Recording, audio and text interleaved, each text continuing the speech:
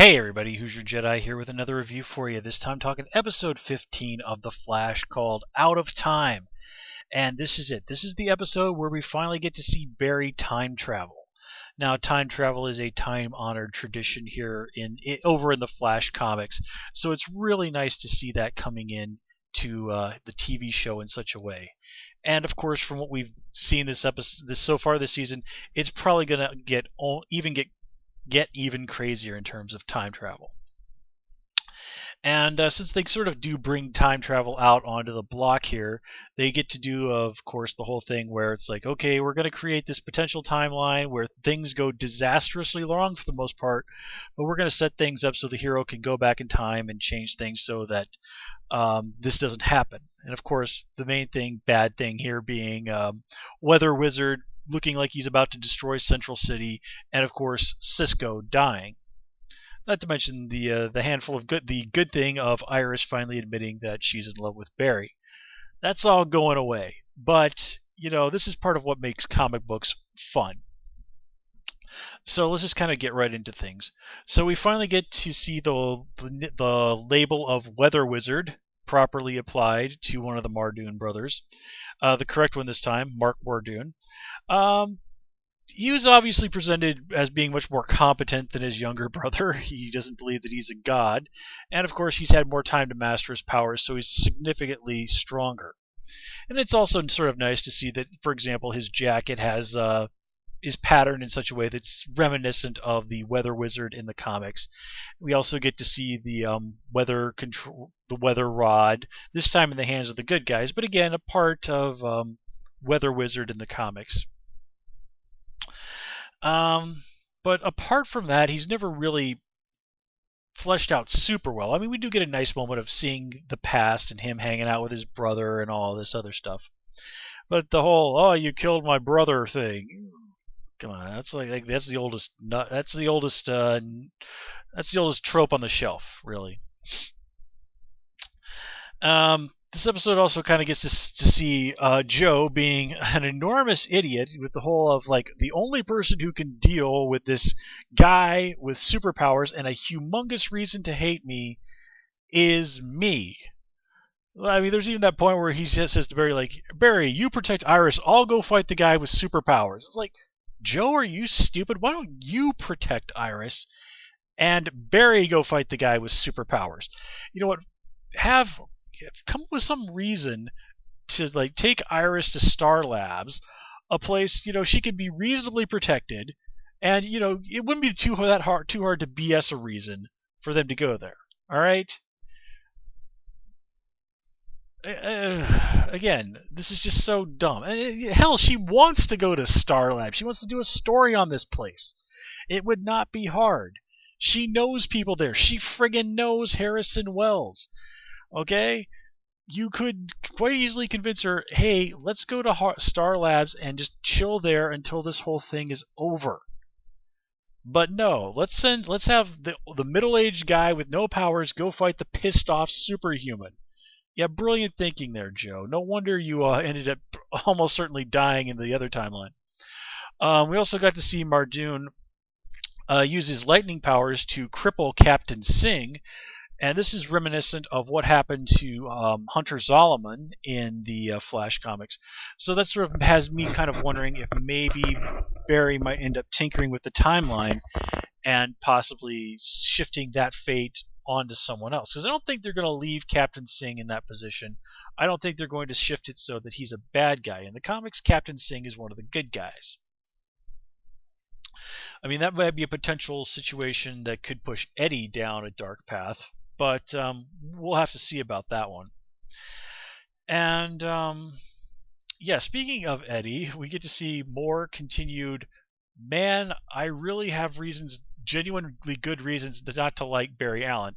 And he does confront Iris about this whole situation where he's like, look, I know there's more going on between you and Barry than what you guys say, and I'm not cool with it.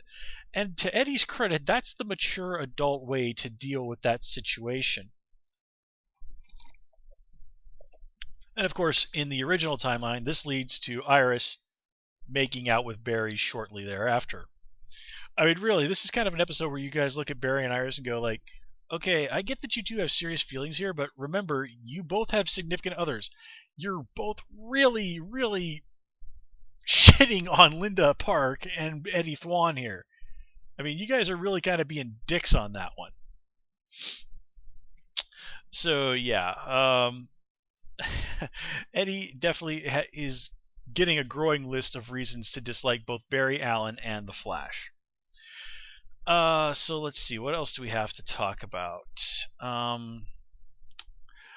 Oh yeah, there was one definitely little nod to pop culture this episode that I like. When Barry time travels for the first time, he looks around, he goes, "Oh boy!" Now that was almost certainly a little bit of a nod to the show Quantum Leap, which, if you're not familiar with it, was a really fun time travel show from the '90s. But anyway, um, so yeah, that kind of covers what was going on with those guys. Nothing really particular to say about Caitlin, though, Cisco asking Caitlin, who's pretty much proven to be a terrible liar, to lie to somebody like Harrison Wells, yeah, not such a great idea. And of course, then Harrison Wells kind of blows his cover in front of Caitlin when he disappears out of that wheelchair at at Jitters. But then again, he had to run off to go and kill Cisco, so safe to say he probably realized, oh, the jig's up. And of course, this leads to this absolutely amazing scene with Tom Cavanaugh sort of finally being able to take the mask off and go, "I don't believe we've been properly introduced. My name is Eobard Thawne." Okay, and this confirms what we've been thinking for a long time, that he really is the Eobard Thawne version of Reverse Flash. And what he says kind of gives us some hints as to what's going on here. As far as he's concerned, he's been stranded here in the past for 14 years. And he even says this, and this is a big part of his motivation, I think, is to why he doesn't really see himself as being a bad person. Is just before he kills Cisco, he says, "To me, you've been dead for centuries." And this, of course, is after he has that really nice speech where it's like, "You've shown me what it's like to have a son," and then he friggin' kills Cisco. And I absolutely love that Cisco never says anything. He realizes as soon as he sees Harrison Wells just how utterly screwed, that he is completely screwed, that he's dead. Especially when he sees that hand come up and start vibrating, which is, of course, is basically sort of the trademark kill move of the Reverse Flash. And just those tears come down his eyes. Like, Cisco knows he's about to die, and he's about to die at the hands of the person he most admires in the world. One of the few people in his life that he considers family, his surrogate father. And it's just such a wonderfully done scene. It's awesome. This is like one of the best moments of the series so far.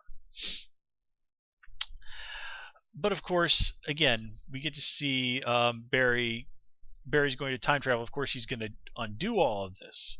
I mean, the previews for the future episodes have shown that Cisco's going to be alive. So, of course, the question is, well, in tinkering with the timeline and saving Cisco, what else does Barry change?